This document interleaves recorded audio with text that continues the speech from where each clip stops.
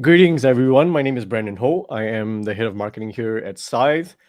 And we had an impromptu decision, or someone made the impromptu decision to host this webcast.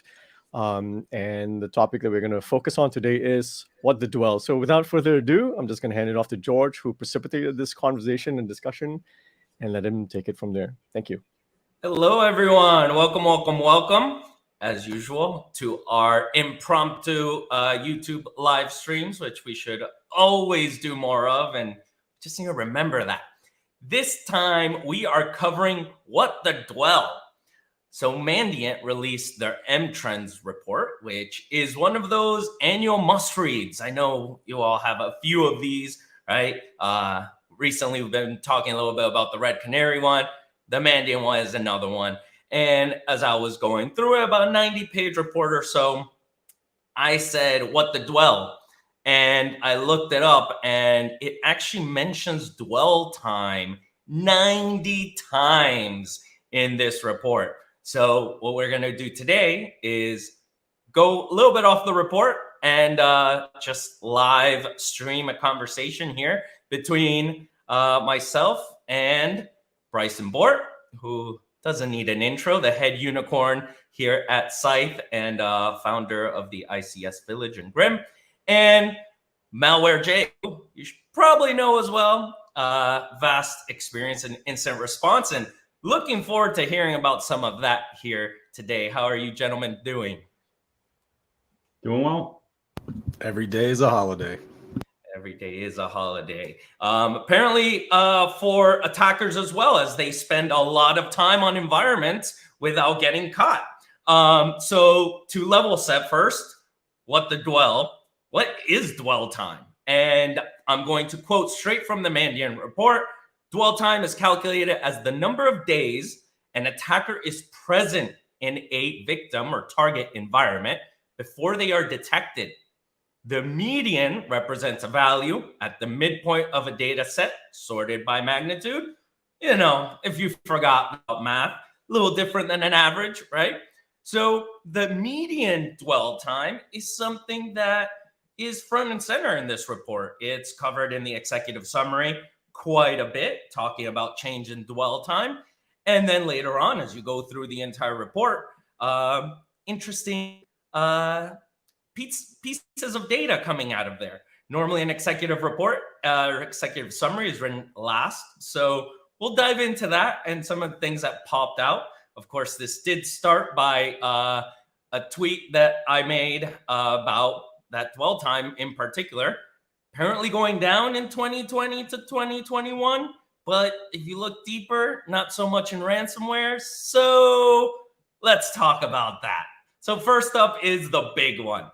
Change in median dwell time, front and center, was 24 days in 2020 and in 2021, and really in 15 months, because as you read the report, you actually found out it was data collected over 15 months, not 12.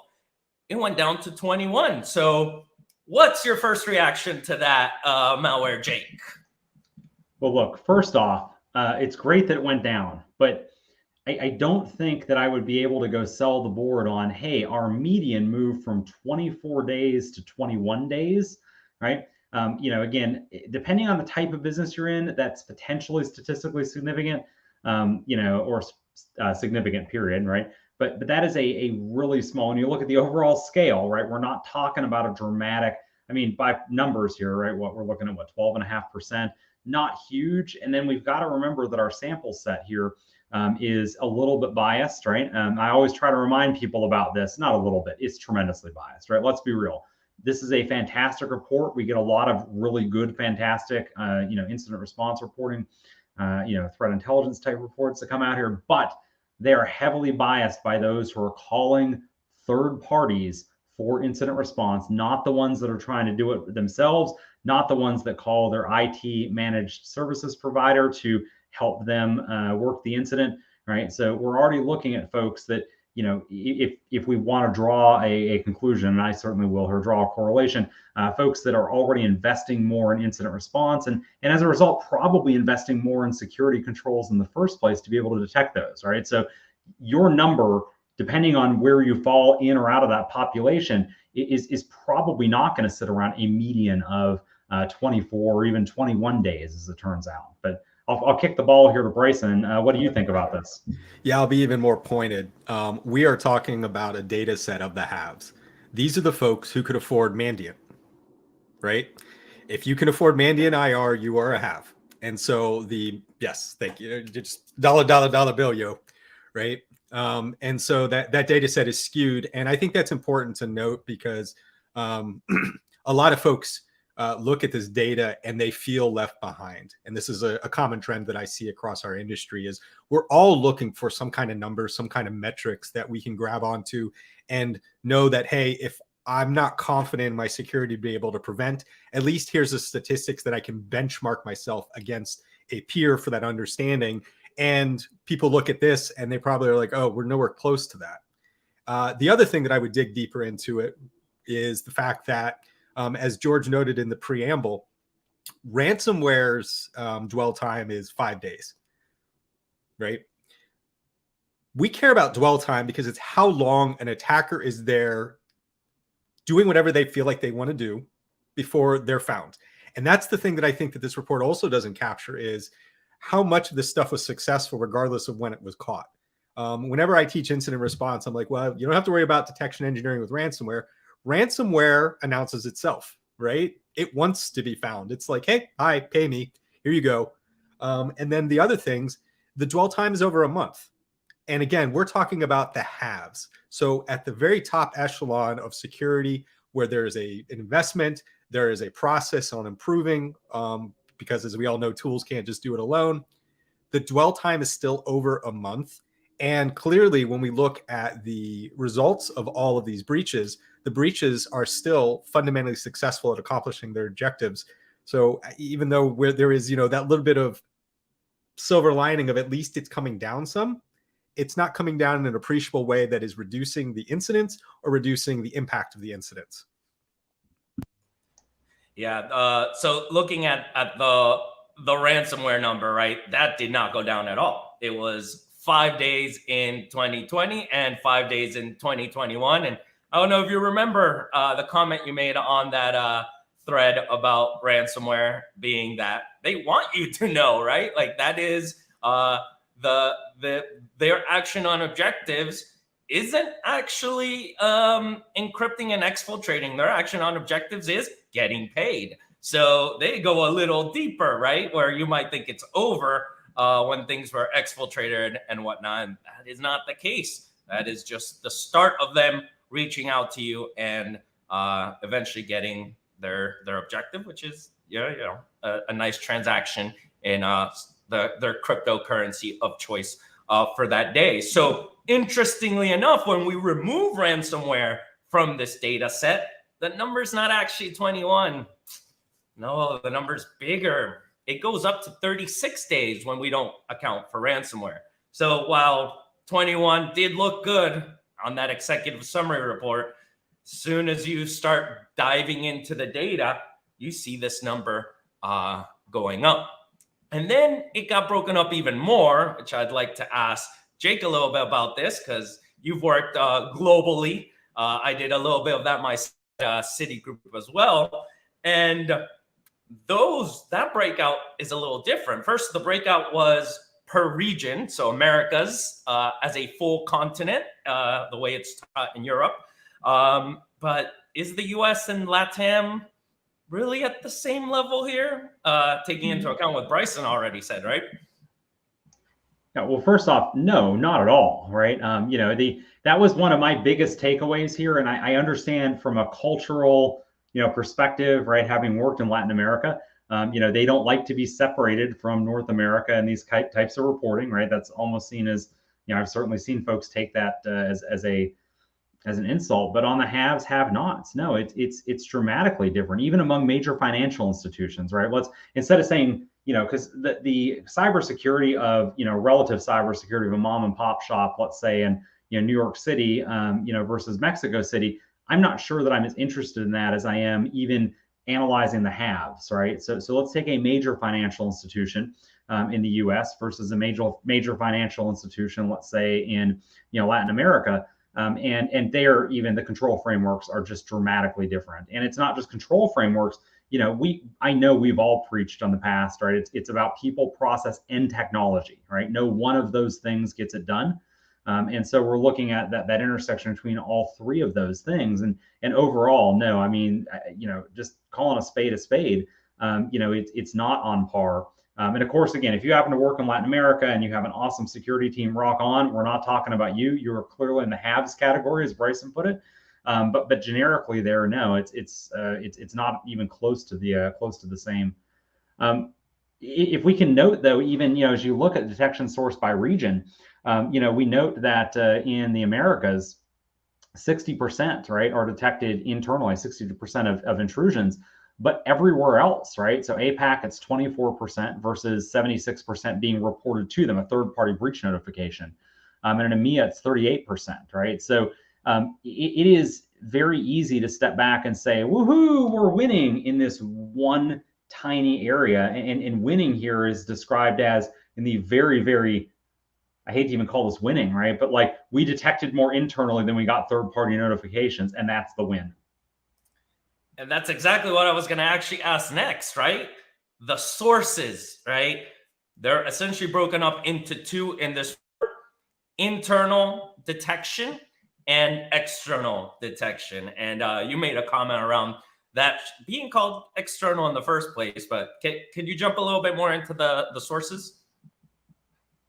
Yeah, I mean, look, then the comment, by the way, is, in some of our pre-show notes here, but it bothers me when people call it an external, like, oh, it was an external detection. I'm like, nope, it's a third-party notification, right? And that third party, and I want to be abundantly clear here because you got to read between the lines, that third party that's doing a breach notification to you, they must somehow have a reason to know, right, that there is an incident there, right? Now, yes, I think we're all familiar with the ominous FBI knock on the door, right? Where they're like, yeah, and we're sitting on a command and control node, and hey, folks, I've worked a lot of incidents, right? And those do happen. But let me tell you what happens 10 to 1 more often than that for external detections, right? It's a business partner saying, hey, we just noticed an intrusion and we're working on the intrusion and it came from you, right? And so that's a third-party breach notification from a business customer, also known as supply chain, right? I know we don't like to use those words a lot and throw those around a little bit. That's a supply chain compromise. And less, for those folks that, circa December 2020, were like, SolarWinds, how did this happen? And most incident responders who do a lot of commercial work are like, another one? Really? Another one? Not to say SolarWinds wasn't huge, right? But it's a common thing with these third-party breach notifications. Yeah, and on the third party, another example I'll give is in credit cards, right? And we saw quite a bit of that back in the day, obviously Target being a big one, TJ Maxx, even if we go further back, right? But those were credit card providers are seeing fraud on this card, on this card, on this card. They correlate that. They see where did they go. And then they're the ones going to the retailer saying, hey, we believe you were breached because all these cards that were used in your location between these dates are now doing fraudulent activity. So that also can another example of a third party notification. But to bring Bryson in on this, because he made a comment on it around the executive summary, right? That we all read that and we were quick to do hot takes, but then we looked deeper in the data and saw, oh, right, I kind of see where they got there, but might have been a better way. And that is, not only are external entities doing more notifications of intrusions to organizations compared to 2020, they're also notifying them more quickly, resulting in shorter dwell times. The global median dwell time for incidents which were identified externally dropped from 73 days to 28 days, which of course affects that median dwell time in the exec summary. I'm sorry, I was just smiling because Jake put Okta in the private chat and just wrote a blog on it. So we have a Scythe blog talking on the Okta breach. But I think that let's pick on supply chain for a second. So both Jake and I teach supply chain defense, And let's start with why the supply chain. It is a trusted partner that most likely does not spend as much money as you do on defense. So you can build Fort Knox here and then have mom and pop over there that's going to be the target. And I'm going to be able to come in through the back door because you have a trusted relationship with them. The way that they can move laterally has the advantage of authentication going in, as well as having an advantage of that traffic coming back for C2, having a trusted veneer on top of it. And I believe supply chain was the second most common initial access vector. I'm still skeptical that they put exploitation as the number one access vector. And I think that was probably because they mixed in the fact that it's exploitation of a public facing application. And you don't always have to exploit a public facing application to be able to reuse credentials or other means of access. And so I think that was kind of a lump sum of this is what's internet facing that was provided for access, but wasn't necessarily a traditional exploit the way that we think about it. So I'll pass it back. Yeah, just to finish the dwell, going off of the executive summary and putting in that last nail in the coffin here, reading verbatim, that incidents which were identified internally actually saw a 50% growth in time from 12 days to 18 days. So that, of course, is the other side of it of, wow, we actually are doing worse internally. Again, for the supplied data we have here, it did go up internally. I'm not sure if there's any comments on that. And thank you, Dwayne, for your question. We will be hitting on that one next. Well, no, I do think that there's some important stuff to hit there. And George, you really hit the nail on the head here, right? We get this deluge of numbers, right? And I don't think that you can get any two cybersecurity analysts together to agree on what all these numbers mean, let alone, as you start pulling it and really slicing and dicing the numbers. I think it's really easy to cherry pick what you want to see in a report like this. Not so much from the absolute numbers, but from a trending perspective, right? So I think it's very easy to say, well, it's going down, right? Overall, right? Our median time is going down. But when you take the internal only and you say, well, that's going up, that tells me, one of the takeaways that I see on this is that, because when we talk internal detections, this means you're doing detection engineering, or you have controls in place that you haven't done any tuning on, and the threat actor just ran headlong into it, right? And generated an alarm, right? And then you obviously have people and process behind it to investigate that. But for me, one of the big takeaways is that, and we're seeing, I'm obviously relying on other threat intelligence reporting besides this, but we are seeing a lot of threat actors. We saw in the Conti dumps, right? Where they were trying to acquire copies of EDR software to understand, firsthand where the holes are at. And so I view some of this, that internal only detection, because again, that relies purely on your controls. I view a lot of that as really highlighting, if not a lack of detection engineering, definitely the need for detection engineering if you want to be anywhere close to. And again, want to super again highlight the fact that, as Bryson put it, haves and have nots. This is what we're looking at right now. This is the haves already. All right. So and even then we're seeing that number go up. Yeah, I think that's also what's driving the trend is, as we've seen for a number of years, the increase in interest in purple teaming. Detection engineering is now really an evolution of that purple teaming, putting that next level in an awareness. I think that's what's also going to be interesting about this report as we dig into the deeper details of the actions that are done post-breach, because as I hope we all know, the perimeter is dead. It's not something that you can infinitely protect. And so what you do have control over is literally your controls validation, the detection engineering that you're doing around that. And I think that combination in collaboration with vendors and that additional focus is where we're starting to see these numbers drop. Yeah, and of course, you can only detect what you've actually built in, right? You can't just buy some solution that all of a sudden is going to defend you against these threats. And shifting to threats, actually going to bring up Dwayne Gran here. Shout out to you for that question. And oh, look at that. It's so professional. We even have it on the screen. And probably, Jake, this one's probably for you. Could you say a little bit more about what threat actors are doing during this dwell time? Are they exfiltrating? Are they moving laterally? What are they up to? Yeah, this is a fantastic question. And a lot of this depends on the type of threat actor, right? Even inside the Mandiant report, they do break down financially motivated threat actors from what we would traditionally term the APTs, right? And I hate that term, by the way. I just don't have a better term to use. And call them nation state backed intelligence driven operators. But there is a bit of a difference there, right? In their TTPs, and specifically what are they doing during that dwell time? Ransomware, of course, is the easy one. And I know they're easy to chunk into financially motivated threat actors because they are financially motivated, but they do have different operational models. So I'm going to leave them out of kind of this discussion. They are there hunting your backups to the extent they can find them and preparing for encryption. But on the other side, right, when you talk about an intelligence motivated threat actor, it's them getting from initial access to whatever the goal of that intelligence operation is. And that involves scoping out the network and trying to understand where that data is that they need to get to, and then ultimately how to find and exfiltrate that data.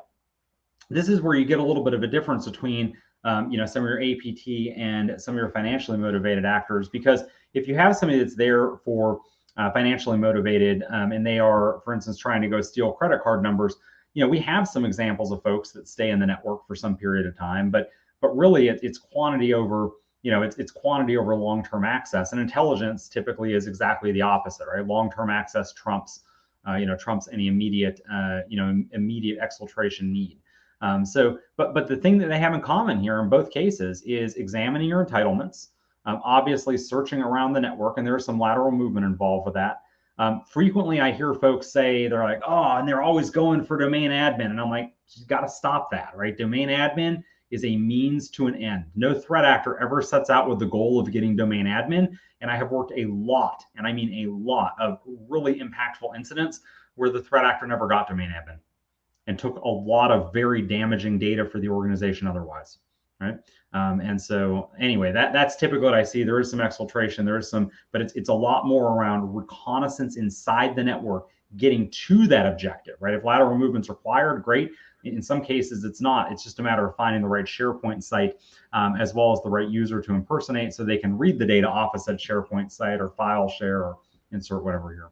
So yeah, and just to add, if you dig a little deeper in the report, it also covers very one-off cases of particular threat groups that their goal, at least their tactical goal at that point, was actually just to remain undetected until they got an order of doing something else. But within this report, that number was very low. Now, another interesting thing on the report, and really kind of getting to a point where we can make this actionable for our listeners here, is multiple groups going after particular environments. It went from 29% to 25% in change in multiple threat groups identified per environment. And I saw you brought this one up as a point, Jake, and not sure if Bryson wants to talk a little bit about that as well, but there might be a chance that there's more than one attacker going after your organization. Is that what that's saying? Bryson, you want to take this first? Free for all. I mean, and also the other element to this is that particularly when we're looking at ransomware groups, is that there are multiple work groups that have different parts of the ecosystem, right? So there is a group that's responsible for initial access. There's a group that's responsible for operations. By the way, these are all different than the developers who are providing the tools that do these things. And then there's the groups that are responsible for getting paid. And so even from that, just with one particular operation representing one group, you have multiple groups involved. And then the other example, I think, because this was in the report, is that the number 2 most used malware family was Sunburst. Well, why? And I think that is, again, an indicator of the data at the time, because Sunburst was tied to the very large compromise that we had last year and was what took advantage of it. And the reason that it's relevant here is because we saw both the Russians and the Chinese taking advantage of that same vulnerability Most likely not collaboration at all, just both of them recognizing that vulnerability and quickly taking advantage. Yeah. So look, this multiple threat actor group thing, you know, it's the kind of thing that I'm happy to see this being called out more in reporting. I can tell you, doing incident response over the years, right? Those numbers align very, very well. I would say as you get into the lower tier, right? This is obviously as Mandiant, you know, talking about like threat actor groups they can name, right? But as you get into, you know, some of your lower tier, again, the have-nots, let's call them, you know, and get called in for that first time we've ever seen security folks there. It is not uncommon at all to find multiple different financially motivated threat actor groups siphoning off, you know, whether that's payment card data or trade secret data or what have you. You know, I can think of one case where I had a threat actor that had remained in the network for 7 years, right? 7 years, right? Came in, there was another one that had been unknown for the last 2 years. And then some other Yahoo got into the network with a publicly facing vulnerability you know, no real controls around that. They thought they had controls, but it turns out they didn't understand what those, you know, what their EDR was telling them, right? Threat actor got in there, started doing mass spam campaigns, right? That then got them a third-party notification that undid the work of the other two. I can't imagine, by the way, as a threat actor, how annoyed I'd be to have been there for 7 years, siphoning off payment data, right? Yeah. And then getting caught by another threat actor. Yeah. And then getting caught by someone else. Like, oh, yeah, you noob threat actor, you. Which actually, you know, obviously we started with what the dwell. Who are these threat actors? And the hardest part of this, or at least from my perspective, right? And I like doing a lot of adversary emulations. I scrolled down a little further, right? Diving into the data, and 2,800 total groups. Are we supposed to emulate all of these groups to figure out if we can detect and hopefully stay ahead of them? Or is there a better way? I wouldn't want to be in charge of that, right? I wouldn't want to be in charge of trying to emulate. Oh, wait, sorry. So no, seriously, look, realistically, this comes back to have-nots discussion, right? Or haves and have-nots discussion.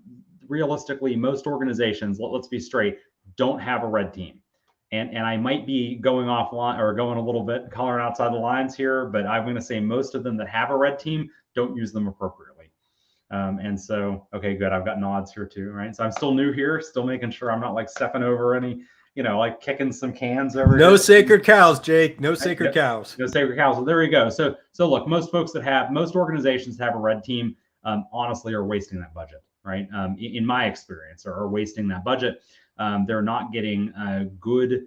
What they do a lot is a lot of threat emulation, right? And so it's a lot of measuring contests, right? About, oh, woohoo, I took down the blue team. Every time I hear a red team member be like, we beat the blue team, I want to just go and I want to like apply dimensional lumber counseling, right, to these folks, right? Shake them about the collar a little bit, because you're not helping the organization by beating, right? By beating the blue team, the org's losing, right? Our goal in the red team should be to ensure that we as the organization, right, know where our blind spots are at, and very, very importantly, where are we going to trigger detections? And so beating the blue team, as cool and as sexy as it might sound, right, is not a good way to do control validation, because by definition, you're trying to evade, rather than what we should be doing, because that's the threat emulation side. Then there's the adversary emulation side, and that's taking specific sets of TTPs. And Bryson mentioned this earlier with the ransomware groups, where he said they have different goals, right? And they have the basically say different goals, different pieces of these groups. Or some folks do initial access, and some do what they like to refer as penetration testing. And look, the reality is that these nation state groups, these financially motivated groups, they are separated as well, right? It's a scaling issue for them, right? You think about, if you've ever been in the military, you know all about Joe, right? And having to work stuff the lowest common denominator. They have TTPs as well. And so what we need to be doing is we need to be creating emulations of these adversaries, so that we know first and foremost that we are catching these adversaries. And if you've got all that done across 2,800 plus threat groups somehow, right? Then by all means, yes, then go and pull out anything in your bag of tricks, mix, match, whatever, right? And then go on and do threat emulation. But in the meantime, adversary emulation is where it's at. As an industry, we suck at scaling this. Yeah, I'll jump in on that. So Yes. there's two aspects to this, right? One is security is defined by the threat. And so hence the reason George raised this is here are a clear number and it's a large number and it is an overwhelming number of this is what we need to start with. And you want to be able to do that realistically, right? As Jake commented earlier, like getting in, owning domain, drop mic, I win. The problem with that is that what did I learn from that, right? What did it actually accomplish? What was the contextual risk of those activities to me? Because that's where you need to refine those controls. The corollary to this is the other side, which is, okay, that is a lot of information. Where do I start? And this is the uncomfortable conversation that IT security has to have with the business to understand what are the most important parts of the business. Let's start there. Because one, whatever I'm working with is clearly most important parts of the business. So I've got their attention, which also leads me to matching their priorities, which makes it easier for me to get buy-in and resources to be able to grow a program when I typically don't have that. Going back over to the threat side, I believe the CTO group, George, you just published a threat Thursday. So we put these out every month where we're doing threat intelligence and pushing these out. And we looked at Red Canary's top 10 activities. And we created an open source emulation plan. So you can go and look at what Red Canary has seen. And hopefully that link will get posted here shortly from the back and you'll be able to go right to it. So something like that. In the report, they also listed, and this goes back to what did we see? They list the top 10, and all of these things are, of course, correlated to MITRE ATT&CK activities. But the first thing I would recommend is if you're not sure where to start, if you go to the MITRE ATT&CK page, they have a groups page. And if you type in a text search on that web page for your industry, it'll automatically cross-link all of the known APT groups that have been seen doing actions against that industry. And so now you have a starting point with built-in emulation plans from MITRE ATT&CK as a starting point. From this particular report, the M-Trends one, I think the key things that we start to see there, as Jake noted with discovery, right? System information discovery, file and directory discovery are top 5. 2 of the top 5 actions that they're doing on objective are all around discovery because they're not sure where they are. They don't know where they need to go. And so they're doing that to be able to get to do that, right? Ransomware doesn't do me any good if I ransomware one box. I need to ransomware as many boxes as I can get. Data exfiltration doesn't do me any good if I don't exfiltrate the data that I want and need. And so I think that discovery is oftentimes overlooked as the most interesting part of the attack in the post-breach scenario, because that's where an attacker is inherently blind and stumbling around for that information to be able to move forward. Yeah, it's fantastic info and spot on, especially for the assessments or the breaches that start with those initial access brokers that they have no idea where they just landed and they want to go sell it. They need to figure out where they are, what's the target, etc. Yeah, we posted up these links both to the Okta blog by Jake as well. Can we throw those up on the screen too? As well as, there you go. So they're there. And yeah, the actionable one, and we'll probably just wrap it up with this, is the Red Canary report actually had some procedure level threat that allow information intel, right, that allowed us to build and operationalize this threat Thursday. So getting down and getting that information of what procedures were actually ran instead of just focusing on MITRE ATT&CK techniques is really where we're going. The Mandiant one, right, as has been the case, rarely goes down to procedure level. So don't expect something from that or from this. But yeah, we're definitely looking into getting procedure level information so that you can use that, your organizations can grab that, and even if it's just copying and pasting some commands, be able to detect some of these most used procedures and at least start there, right? We want to give you something actionable without telling you to go buy our product. But eventually, once you do get down to the point where you want to emulate a number of these quickly, not manually, then then you'll get there, right? So I'll turn it over for any final things. I know I talked a little bit about procedure level stuff, Jake. I know that's your bread and butter now since you joined us, but any final things here to wrap this up? I'll just say that, again, I think it's pretty easy to, I say pretty easy. I say this with somebody with a red team background, and I guess maybe that is already part of the have versus have nots. But look, if you have, Bryson's like, yes, it is. Yeah. But if you have a red team, look, some of the stuff that we're talking about, it's stuff you can go task them with potentially and get them to do once pretty easily. In most organizations, get them to it again and again every time your EDR updates, every time you change configurations, right? And want to know, did I just break that detection that was working an hour ago? This is not something that scales, right? When there's new reporting out, right? Being able to go and interrupt a red team operation that's already undergoing and saying, hey, if you're in the haves that have that red team, again, it's just not something that's realistic to be able to stop and say, okay, now let's go back and figure out what we're going to do for an emulation side. And so we're going to focus a lot more at Scythe, and I hope a lot more in the industry on procedure level rather than technique level threat intelligence. Look, regardless of where the industry goes, we're going to be down at the procedures because that's what threat actors do, right? That's where the rubber meets the road. And we'll continue to focus on those so that you get a chance to not only emulate it once, but do it repeatably, right? And, again, if you're thinking, forget the scaling side, right? Humans follow procedures differently. You want to know as opposed to guess. Anyway, I'll shut up there and hand it back to Bryson. Sure. So let's say I don't have a red team. Where do I start? I need to do something.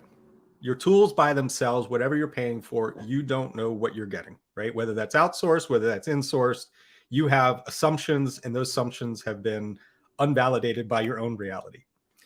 Atomic Red Team by Red Canary is the best tool to get started with. It will allow you to get literally what it says right out of the box, right? Atomic tests to be able to do specific technical control validations. That's going to be a starting point to dwell time, right?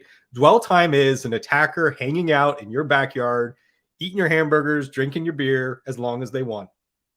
Detection, though, is only the first step. And this is a key part, right? So when we focus on detection, all too often we go to our nerd bifocals and we immediately do this and we think about it only within terms of technical controls. Recognized users are a part of that. Recognize your IT staff that actually has to be able to read the alert to be able to detect, is it?